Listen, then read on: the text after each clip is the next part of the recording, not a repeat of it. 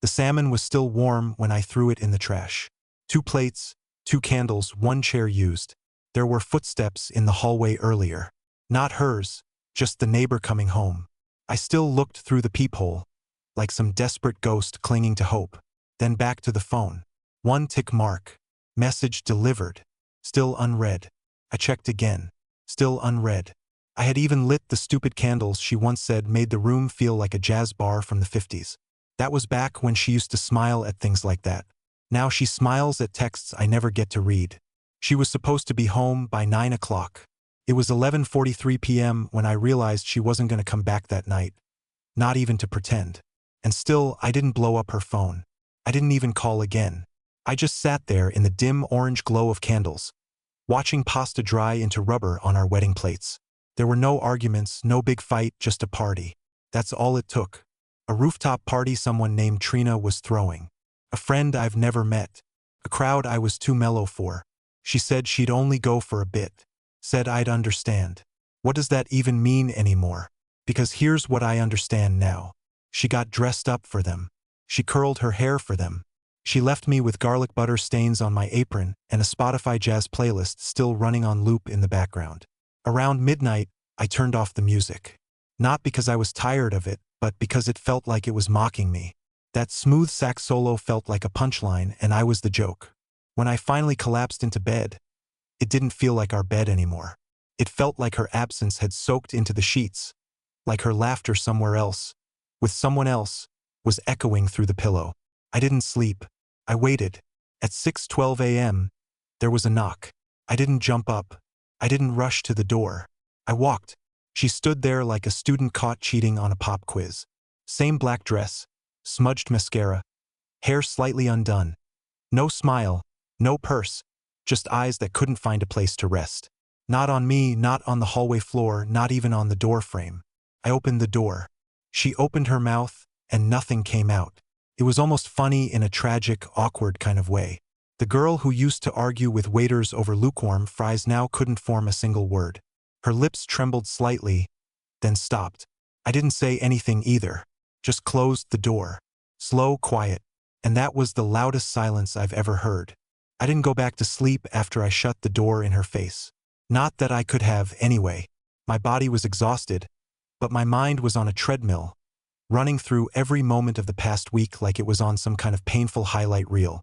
You know what's strange? She didn't knock again. She didn't text. She didn't even try to call me. She just stood there outside for maybe 15 seconds. I heard her shoes shuffle once, then silence, then nothing. I looked through the peephole after a minute, just the empty hallway. She was gone. By 7 a.m., I was pacing the apartment like a nervous wreck, still wearing the same hoodie from the night before, sleeves stretched out from fidgeting. I opened the fridge just to close it again. I tried brushing my teeth but just stood there staring at my reflection, wondering how I let things get this far without noticing how far gone she was from me. I finally sat down and opened my laptop. Not for work. I wasn't going to be able to fake productivity. I opened the browser and typed in her Instagram. She'd posted a story around midnight, a video panning across a rooftop, fairy lights twinkling, people laughing, a guy doing some embarrassing dance move in the background. In the center of the frame, her laughing red Solo cup in one hand, that same black dress, and next to her, Landon. He had his arm loosely behind her back, not touching, but close. Too close. I rewatched that 8-second video 5 times. My stomach twisted tighter each time. She looked alive in that moment in a way I hadn't seen her look around me in months. And the worst part, she didn't look like someone who was thinking about the husband waiting for her at home. I didn't know what to do. I didn't know if I was supposed to confront her or keep ignoring it like I had been. I've never been the type who yells or demands explanations. That's part of the problem, I guess. I stay quiet. I endure. I hope things fix themselves. But something about that video, that short, dumb story clip, made something inside me snap just a little. At 8:12 a.m., she texted me. "Can we talk?" That's all. No apology, no explanation, just that. I didn't answer. She texted again 5 minutes later. "I shouldn't have gone last night. I just needed space. Can you please come out?" I stared at it for a long time. My hands were shaking. Not because I was angry. I wish I had been. It was because I was humiliated. Humiliated that I cared more about what she thought of me than what she had done to me. Humiliated that I still wanted to believe her reasons. I opened the door slowly. She was sitting on the floor outside our apartment, legs pulled in close, face pale. She looked up at me like a kid who'd lost her parent in a mall. "You didn't come home," I said, keeping my voice quiet. "You said a few hours." She nodded. "I know. I just... Don't lie to me." I don't even know how my voice didn't crack. "Was it Landon?" Her eyes darted away. Silence. It was the kind of silence that doesn't just confirm guilt. Carves it into the walls like a scar. "You told me nothing was going on," I whispered. "You said I was being insecure. That he was just a friend." "He is just a friend," she said quickly, almost like she was choking on it. "I just stayed too long. That's all." "Stayed with him?" I asked again. She didn't answer. She didn't have to. The weight of her silence said everything. I closed the door again, this time slower, but not quieter. Because now that silence had a shape, a name, a face. Landon. And suddenly, my quiet little world, the dinners, the candles, the waiting, all of it felt like the setup to a punchline I never saw coming. I didn't leave the apartment that day. Didn't shower, didn't eat. I just sat in that same spot on the floor, back against the door I'd shut on her twice now. My phone buzzed occasionally, but I didn't pick it up. Every sound felt invasive, every vibration a reminder that the world outside was still turning, while mine had stopped somewhere between the moment she chose a rooftop over me and the second she failed to defend it. By evening, the silence began to feel less like a comfort and more like a prison. I wasn't thinking straight anymore. My head kept flashing back to little moments, fragments I'd previously brushed off. How she used to hide her phone screen when I walked past. How she laughed more reading her messages than she ever did watching movies with me. How she stopped initiating anything. Conversations, hugs, even arguments. She didn't pull away dramatically. She just quietly began to forget me, and I let her. Around 9 p.m., there was a soft knock at the door. Not urgent, not panicked, careful, almost rehearsed. I didn't answer. I just sat there, breathing through my nose, heart hammering in my ears. The knock came again, followed by her voice. It was gentle, familiar, and utterly wrong. "Ellis," she whispered. "Can I come in? Just to talk." I said nothing. There was a pause. Then her next words hit like a slow, cold wave. "He kissed me, but that's all. I swear that's all that happened. That's all that happened." I actually laughed. Not loudly, not out of humor. More like the kind of sound someone makes when they drop a glass and just stare at the pieces on the floor. She kept talking. "It didn't mean anything. He was drunk. We both were. I didn't go there for him. I didn't plan for it to happen. I was just overwhelmed. I needed to feel." Her voice cracked slightly. "I don't know what I needed, but it wasn't him. It's never been him." I finally spoke. "Then why didn't you come home?" She hesitated. "I was ashamed," she said. "And I knew if I came back smelling like alcohol and guilt, you'd know." "You always know." She wasn't wrong. I always did. I stood up slowly, my joints stiff from sitting too long in one position. My hand hovered over the doorknob. I didn't know if I was going to open it or punch it. "Ellis," she continued, "please, I messed up. I want to fix this. I still love you." But love didn't mean the same thing anymore. Not after that. Not when she let someone else touch a part of her I thought only I had access to. And even if it had only been just a kiss, what crushed me wasn't the act itself. It was the choice. The choice to stay, to enjoy the attention, to not leave the moment it crossed a line. To lie, to go silent. I finally opened the door. She flinched a little when she saw me. Maybe she expected screaming. Accusations, demands. Instead, I just looked at her. "You're not even sorry," I said softly. "You're just scared you broke the wrong thing." Her face twisted like she'd been slapped. She stepped forward instinctively, but I took a step back. "I didn't cheat on you, Ellis," she said. "Not really." That sentence hung in the air like poison. "Not really?" I repeated, nodding slowly. "Good to know where your line is drawn." She looked at me then like she wanted to argue, to defend herself. But no explanation could make that rooftop disappear. No excuse could pull me out of the memory of seeing her in that video, standing next to someone else like she belonged in his life instead of mine. "You can stay here tonight," I said. "But tomorrow I need space. Real space. Not the kind you take at a party." I turned and walked to the bedroom without waiting for a response. Behind me, I heard the door close quietly. Then nothing. The silence again. Only this time I welcomed it. She didn't sleep in the bedroom that night. I left the door half open, but she stayed curled up on the couch under the old gray throw blanket her mother gave us when we moved in. I know she didn't sleep. I heard her breathing change throughout the night, shifting restlessly. And I didn't sleep either. I just lay there staring at the ceiling, listening, not to her, to the silence between us, to the chasm that had opened in the space where trust used to live. Around 6 a.m., I got up and walked into the kitchen. She was still awake. Her eyes were open, blank, staring at the floor like the answer to all of this might be carved into the hardwood. I didn't say good morning. She didn't say anything either. I made coffee, 2 mugs. Out of habit, I placed one near the couch. She glanced at it, then up at me. "Thank you," she said, voice rough. She looked like someone who had been through a storm. But the thing is, she was the one who caused it. "I need to ask something," I said. My own voice was too calm, too even, like I'd rehearsed it in my head all night. Maybe I had. Was this really just a kiss? Her mouth opened, then paused, then closed again. That tiny hesitation, barely even a second, was enough to pull something loose in me. "Ellis," she started. But I cut her off. "Don't. Just tell me the truth. I'm tired of guessing." She sat up straighter, rubbed her face with both hands, and sighed like someone trying to push a confession out of their lungs. "It was just a kiss, but it wasn't the first time he tried. It wasn't the first time I let him try. I didn't stop him right away. That's the truth." I nodded, not because I accepted it, but because my body didn't know what else to do. "I didn't sleep with him," she added, voice trembling. "But if I had stayed longer that night, I might have. I don't even know. That scares me." She wasn't crying. That almost made it worse. Her voice was flat, honest, detached. She was telling the truth, and it wasn't soaked in drama or desperation. It was just facts. Cold, heavy facts dropped on the table between us like bricks. "How long has this been going on?" I asked. "Not long," she replied. "He started flirting a few months ago after that conference in Tampa.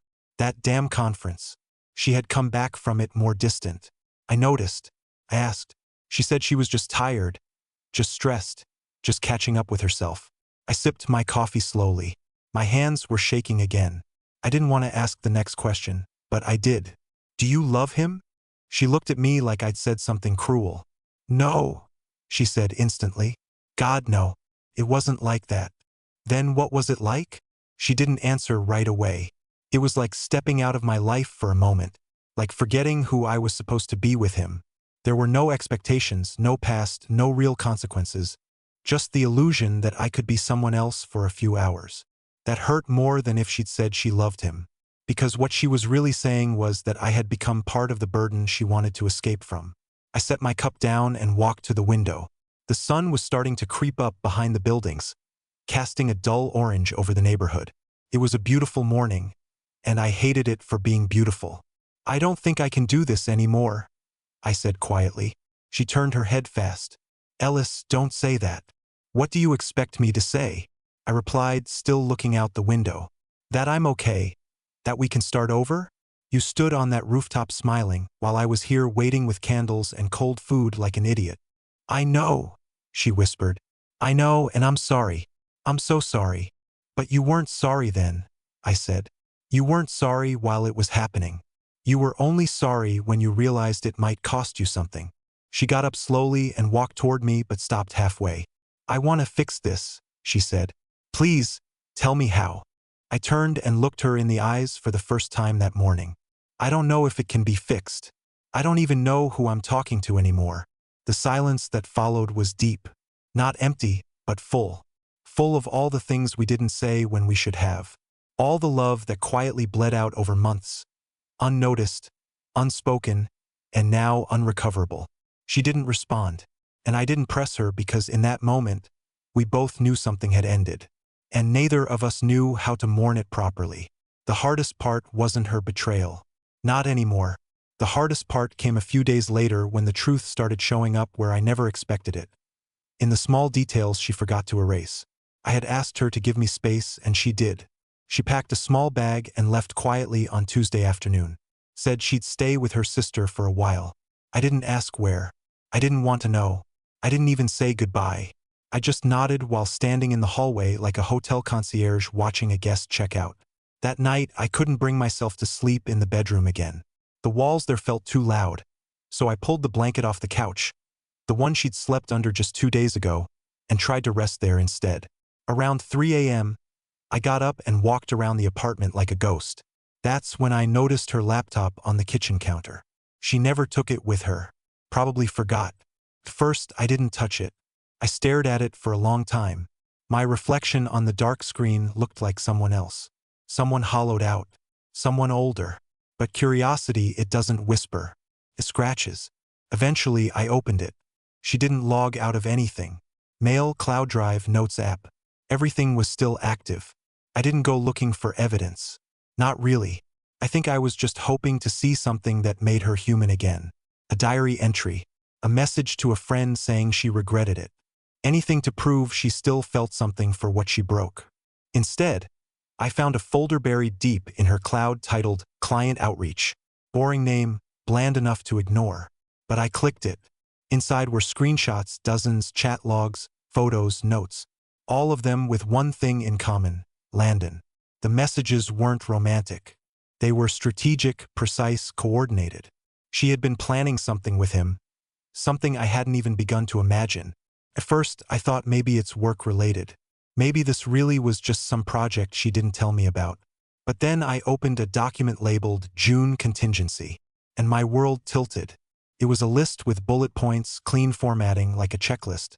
And near the top, it said, break news gently, target date after anniversary. Avoid emotional confrontation. Do not mention Tampa unless necessary. Move financial documents to personal storage. Lease review. Ellis likely to stay. Discuss buyout or departure. I didn't breathe. I just stared at it, blinking, heart pounding like I'd sprinted full speed into a brick wall. This wasn't just an affair. This wasn't some messy, regrettable kiss on a rooftop. This was preparation. She had been planning an exit with him. From me. I kept scrolling, hands numb. There were even drafts of what she'd say to friends. One read, "We just grew apart. I still respect him. We want different things." A full narrative written before any of it happened. And worst of all, the document had been created 3 months ago, right after the Tampa trip. I closed the laptop and sat down slowly, as if the floor might suddenly vanish under me. For 3 months, she'd been rehearsing how to break me gently. For 3 months, she'd smiled at me, kissed me goodnight, ate the food I made, while knowing that she was sharpening the knife the whole time. And then I realized something else, something colder than everything before it. That night, she stood at my door, silent, stunned, unable to speak. She wasn't speechless because she didn't know what to say. She was speechless because she hadn't expected to need her script anymore. I didn't sleep that night either. After what I found on her laptop, sleep felt like a luxury I couldn't afford. My mind was racing, and not in a messy, emotional spiral like before. This time it was cold, focused, strategic. I didn't cry. I didn't panic. I planned. By sunrise, I already knew where I was going. I showered, shaved, put on clean clothes. I even made toast and coffee. Not because I was hungry, but because I wanted to feel like I was in control of something. Anything. Every little motion felt deliberate. I had spent weeks curled up in confusion, in heartbreak. Now I was done waiting for answers to land in my lap. If she had a script, so would I. At 9:17 a.m., I pulled into the parking lot of her office building. I'd never been there before. Marlene always said it was too boring for me to visit. Just cubicles and fake plants, she used to joke. But I wasn't there to admire the decor. I was looking for one person, Landon.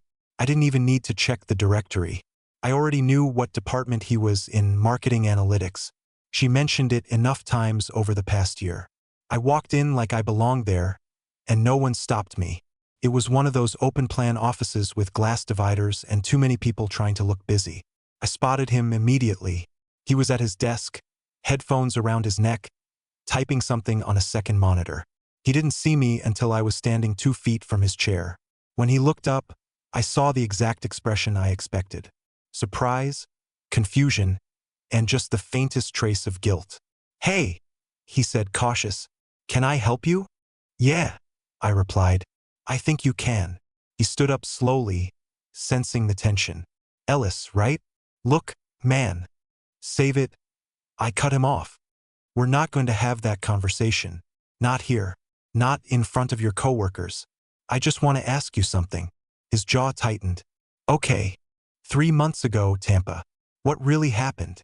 He blinked once, twice, then looked around nervously like he wanted to move this somewhere else. But I didn't let him. "I saw her notes," I said. "The folder, the plan. I know about the June contingency. I know everything, Landon." Now his face drained of color. "That told me more than I expected. You weren't just some guy who kissed her," I said.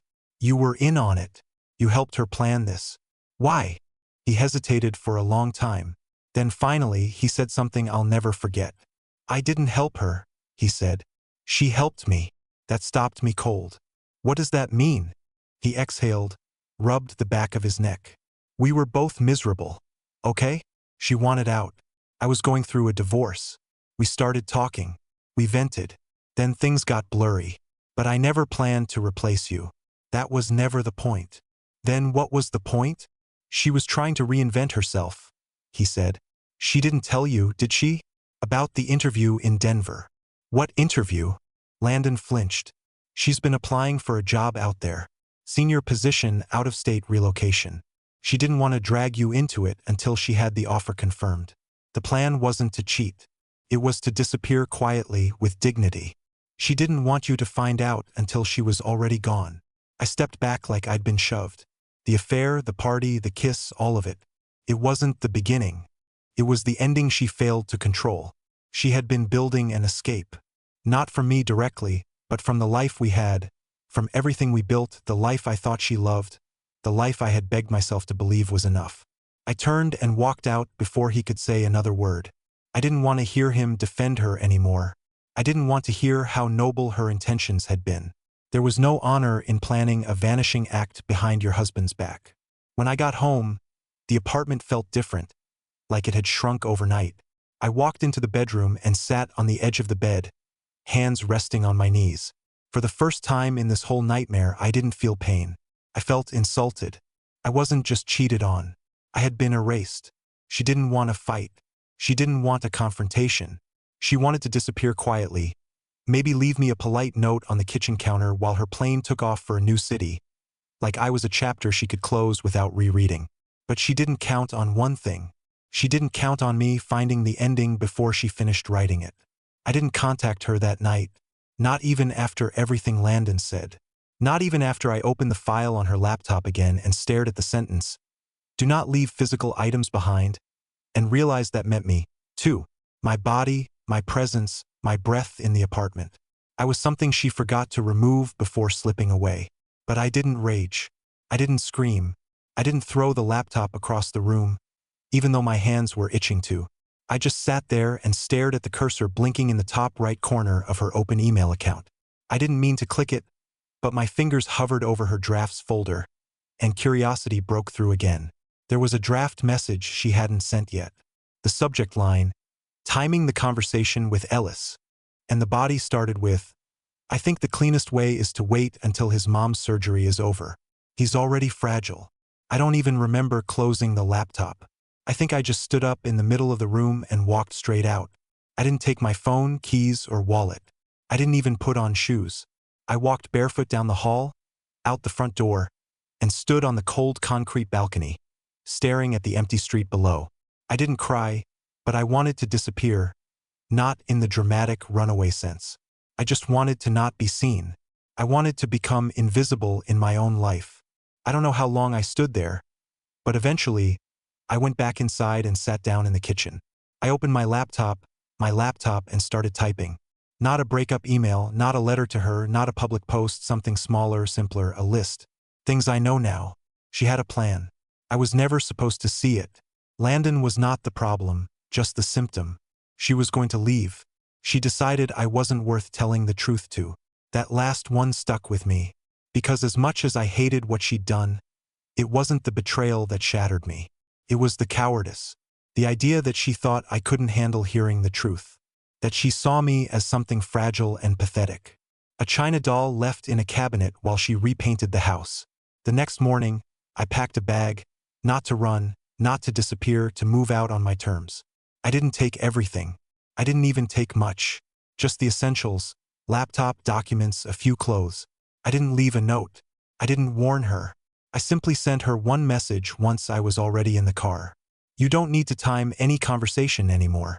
I'm already gone. She called twice. I declined both. Then she texted, "Where did you go? Please don't do this. Just talk to me." And finally, hours later, "You're punishing me. I get it. But please don't make this ugly." That's when it hit me. She still thought this was about drama. She still thought I wanted to fight, to make her squirm, to get back at her. But she didn't understand. I wasn't punishing her. I was just choosing not to play a role in a story she already finished writing.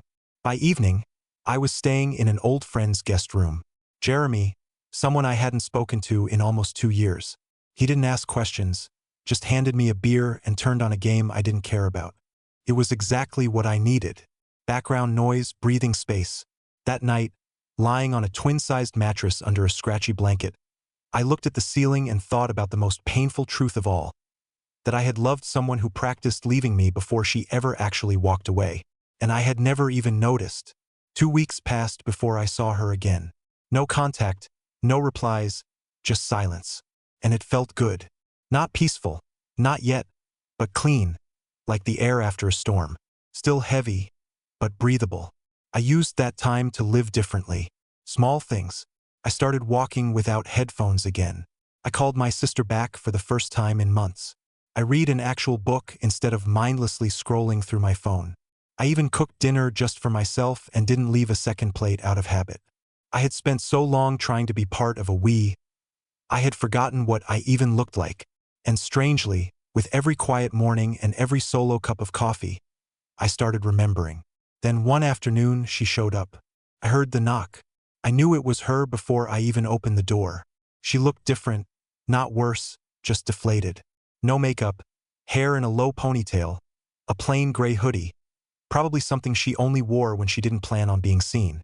I didn't speak first. I waited. She cleared her throat. "Hi." I nodded. "Hi." She looked past me into the apartment, but I didn't invite her in. She understood. "I know I don't have the right to ask," she said, "but I just wanted to see you. I've been going crazy, not knowing if you're okay." I shrugged slightly. "I'm okay. Getting there." Her eyes welled up. "I never wanted to hurt you. I didn't know how to end something that wasn't broken in a way people can see. You were always kind to me, good to me, but I felt like I was fading, like I wasn't me anymore." I let her speak. It wasn't for me, anyway. It was something she needed to say aloud for herself. I didn't argue. I didn't defend myself. I didn't ask her to explain the folder or the plan or the silence. That part of the story was already closed. When she was finished, she waited, probably expecting questions or tears or maybe forgiveness. I gave her something else. "I'm not angry anymore," I said softly. "And I don't hate you." She blinked hard. That seemed to break her more than anything else could have. "I don't know if I deserve that," she whispered. "Maybe not," I replied. "But I do. I deserve to be someone who lets go with dignity." We stood there for a few long seconds. Two people who had once promised each other everything. Now just strangers with matching keys that no longer fit. She smiled. It was small, honest, sad. "Goodbye, Ellis." "Goodbye, Marlene." She turned and walked down the hall. And for the first time in what felt like years, I didn't feel like I was the one being left behind. I stepped back inside, closed the door, and didn't look through the peephole. That night, I slept with the window open. No music, no playlist, just the sound of wind through leaves and a city quietly breathing. It wasn't the ending I imagined years ago when I said, "I do," but it was still an ending. And somewhere in that silence, a beginning waited.